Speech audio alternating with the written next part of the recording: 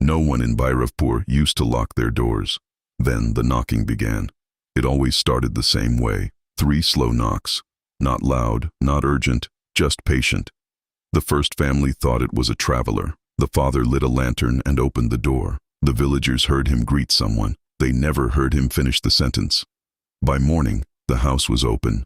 The lantern was still burning. The family was gone. No blood, no struggle, just 3 long scratch marks on the inside of the door. After that, the rule was simple. If you hear knocking after midnight, do not answer. But evil doesn't need permission. Some nights, there was no knocking, just footsteps circling houses, soft, dragging. Sometimes people heard whispering outside their windows, their own names, spoken in voices that sounded almost like family. One night, old Sita heard her dead husband calling her from the courtyard. She opened the window just a crack. That was enough. The next morning, the window was wide open, and Sita was gone. The village stopped sleeping. Oil lamps burned all night. Children were kept in the center of rooms. Men sat awake holding tools that would never be enough. Because whatever it wasn't afraid of doors. It began appearing inside houses, a shadow stretching across the ceiling, breathing in dark corners, cold hands brushing across ankles under blankets. People started disappearing without a sound.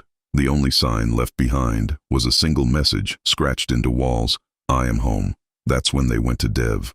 Dev lived at the edge of the village near the river. He was quiet, kept to himself. Some said he had been born during an eclipse. Others said he survived a fever that should have killed him as a child. But everyone knew one thing: he could see things others couldn't. When the elders begged him for help, Dev listened silently. "It knocks 3 times?" he asked. They nodded. "It calls your names?" More nods. Dev closed his eyes. "It's not coming from outside the village," he said softly. "It's been here longer than you." A chill spread through the crowd. "What is it?" someone whispered. Dev opened his eyes. Hungry. That night, Dev did something no one else dared. He waited in the center of the village square. Alone. No lamp, no weapon, just a small bowl of ash and a blade. The villagers watched from cracks in their doors. Midnight came. The air grew heavy. Dogs began howling, then suddenly went silent. And then, 3 knocks, but not on a door. On the ground beneath Dev. The earth trembled. Cracks spread through the dirt in a circle around him. A shape began to rise from the darkness below. Not solid, not fully formed. A tall figure made of smoke and shadow, with limbs too long and a head that bent at an unnatural angle. Its eyes opened like burning coals, and when it smiled, every door in the village shook at once. The voice came from everywhere. "You called me." Dev did not move. "You have taken enough," he said. The shadow tilted its head. They opened the door. Its arms stretched across the square, impossibly long, clawing through the air toward one of the houses. Inside, a child began screaming. Dev sliced his palm with the blade and let his blood fall into the bowl of ash. The ground hissed. The shadow recoiled slightly. "You carry it," the creature whispered. "The mark." Dev stepped forward, pressing his bleeding hand into the earth. Symbols burned into the dirt in a circle of fire around the entity. The village wind howled. The shadow shrieked, a sound so piercing windows shattered across Bhairavpur.